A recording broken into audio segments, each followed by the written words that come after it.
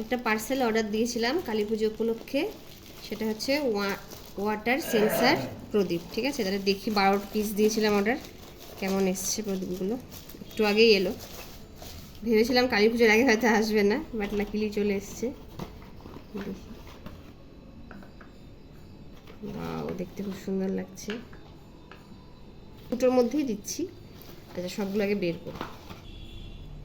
12টা প্রদীপ সাজিয়ে দিয়েছি, এবার এগুলোর মধ্যে জল দিয়ে দেখি এগুলো জ্বলছে কিনা ঠিকঠাক। হ্যাঁ, খুব সুন্দর জ্বলছে প্রত্যেকটা প্রদীপ। জাস্ট দেখো কি সুন্দর লাগছে।